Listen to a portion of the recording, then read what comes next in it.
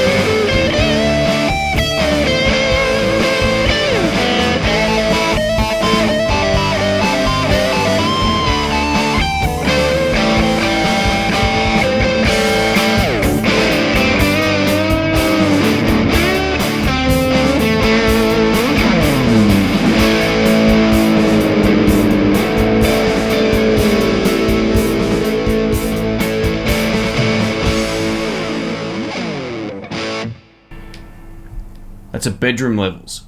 Welcome back to the channel, folks. My name's Shane. So one of the challenges we face as guitar players is trying to get our big valve or tube amplifier to sound good at a low volume. A lot of people ask me on live streams, what is the best small practice amp, what records well, all that kind of thing. But there's one thing a lot of people have forgotten, is that overdrive pedals and distortion pedals were basically invented to try to get you that huge sound at any volume. So without using anything like the 2-Notes Torpedo Live, the Kemper, the power attenuator on the Boss Next Tone or Katana if you've got one of those, or even something like the Tone Master Twin that has those XLR outs, we're going to use just pedals to attenuate the volume of the amplifier while still getting a really big full sound at a volume that's going to be under or around 85 decibels, which is not loud at all. That's not loud enough to annoy the neighbors. Now, if you live in an apartment, you probably want to drop that down to about 80 dB and you shouldn't be annoying anybody. That's about the equivalent of a small practice amplifier or a modeling amp, those little ones that you can buy like the Katana Mini and all that kind of thing. It's not much louder than that, but you're still getting a very full sound. And I'm going to show you how that sounds even with a 12-inch speaker. So my recording setup right now is the Artist Tweed Tone 20R. It's a 20 watt amplifier. I've got the master volume all the way up. So that is kind of like a power attenuator in some ways, but I've got it dimed all the way up and I've got the clean volume at 9 o'clock. So it's plenty loud. Now without the pedal running into it, it clips at about 98 decibels. So that's much, much louder. If you don't know how the actual decibel meter scale works, it's not like a percentage scale. Between 98 and 84 is a huge difference. So yeah, look that up online if you want to find out more about that. But yeah, you can still get really great tones at very quiet volumes, which isn't that much louder than my speaking voice, and I thought it sounded pretty good. Let me know what you think of that intro track. So I'm going to show you a variation of pedals right now, and I've just picked 5 random ones out of the cupboard to show you that you can do this with pretty much anything. And if you already have pedals, I don't care what it is, you should be able to get some really great tones at a low volume by setting up your amplifier fairly loud and then turning it back down with the pedal, and it still works sort of the power section of the amplifier nicely, giving you a full and rich sound at a volume which is kind of laughable sitting here in the room because you wouldn't expect it to sound that good on the recording, but it absolutely does. Just quickly, this Boss Next Tone back here also has a power attenuator which goes down to about 0.5 watts, and I was using that earlier on my live stream. This Artist Tweed Tone is actually quieter than that, so that's a frame of reference about what kind of tones you can still record at home without having to drive the neighbors nuts. If this video is helpful, please give it a thumbs up. I really appreciate it. Let's do it. So the trick to doing this is to simply use the level control on all of the pedals. Now, depending on what pedal you have, you're going to have to fiddle around with this, but anywhere from just off to about 9 o'clock is perfect for my situation. Anywhere past there, and it starts getting really, really loud, over 100 decibels. So I'm going to keep it down on the majority of the pedals that you're going to see on this video. Now let's get into it. I'm going to use the Artist Tweed Tone 20 watt amplifier. It's kind of like a Blues Junior / Classic 30 kind of amp. It's rated at 20 watts and it's got a Celestion 7080 in there. Now one of the cool things about this amp is it actually has a sort of like a master volume, but that's all the way wide open. So for those with a Hot Rod Deluxe or something like that, who are thinking whether or not this will work for that amp, it absolutely will. It might take a little bit more sort of fiddling around to get the volumes right, being that sometimes the volume control on some of the older Hot Rod Deluxe amps gets really loud really quickly, and it's sometimes hard getting it in the right position. But this will definitely work on the majority of amps out there, whether or not you have a power attenuator or an actual master volume on the clean channel. So here we go. We're going to start with this guy. This is the Maxon TOD9. Now after you hear these samples, I'll comment on it. I'll let you know also how loud each of them are as well. This is bridge pickup. Here we go.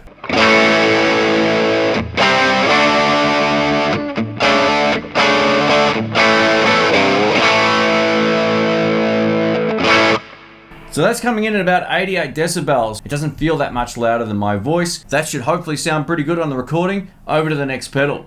Up next is maybe the best Marshall in a box. This is the PAL 800 Gold Overdrive from Pedal Pal Effects. It's a JCM 800 in a box. These kind of pedals, once you start getting a couple of extra tonal options like a bass control, a middle control, or a treble control, and even a presence control, gives you more flexibility at a much lower volume, allowing you to get the kind of sound that you want. Now anytime you do this as well, you want to listen back and make sure you're happy with the tones, but we're going to give this a shot, and I've just set this up. It's coming in at about 85, 86 dB, somewhere around there. It's bridge pickup.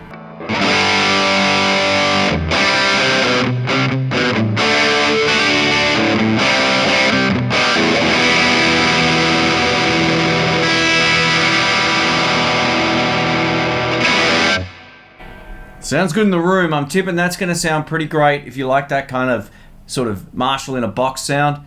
In the room it feels really nice to play, and it still gives you that interaction. If I was to just put the volume control down on the guitar, take a listen.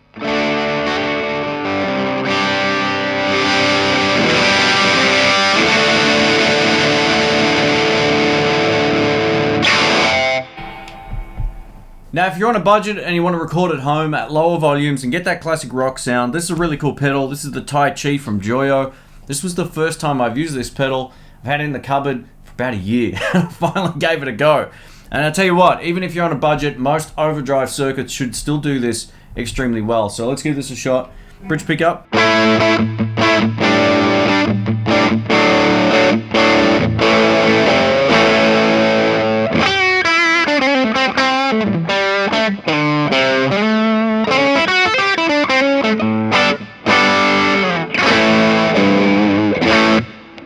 Let's just mix this up a little bit, turn the tone and gain up a little more.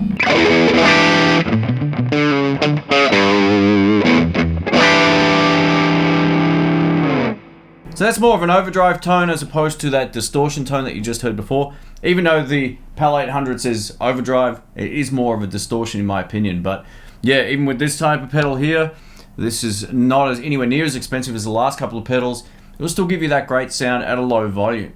And now we're going to kick it up a little bit in terms of the gain. This is the Clazo Drive from Greenchild Pedals. Now one of the cool things about this, it's a full range overdrive, which means you're going to get a lot of bass and a lot of treble if you so need it, or you can back it off. Now I've got the treble down, the bass at about 12 o'clock to start with, and the level is basically most of the way off. This is a really rockin' pedal, and it works extremely well when you want to keep the volume down but still record a really fat tone. So here we go.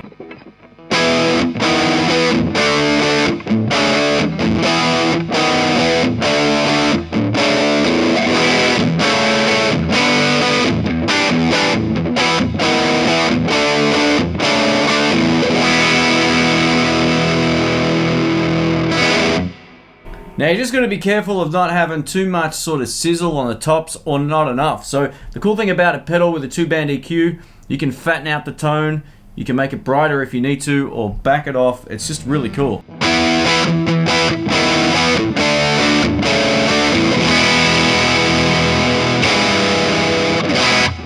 And that's still under the 90 decibel range, so it's still not very loud. Over to the TWA Hot Saki Distortion Overdrive pedal. This is one of those pedals that kind of borders in between them both, much like an OCD in terms of its gain stage. You can do that overdrive thing, or you can just get kind of crazy, and I've got the gain up at 12 o'clock. And notice we also have a toggle switch in the center. This is a really another advantageous thing when you want to record at low volumes. This low boost with it up gives you that big bottom end. I'm going to leave it off for a moment and show you how it sounds, then we'll click it on. Helps if I have my guitar on.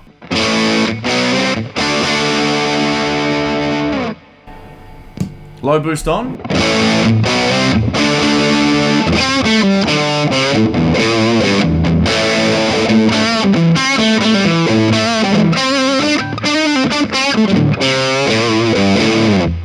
And back down. Again, when you're recording at low volumes, having that extra bit of kick and EQ versatility is really cool. You can also scoop the mids and shape the mids, and also do the same with the tone control, add more or less depending on your needs. But definitely at a low volume, this pedal's one of the best.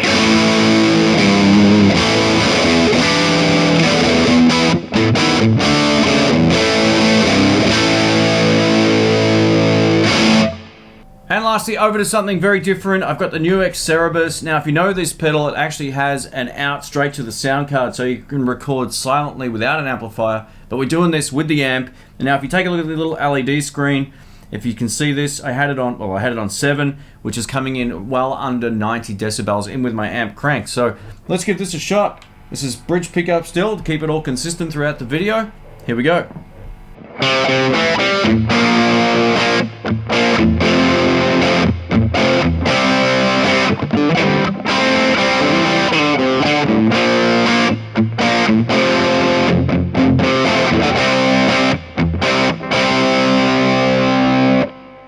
Now, let's add some delay just because it's there, and we'll see what kind of sound we get.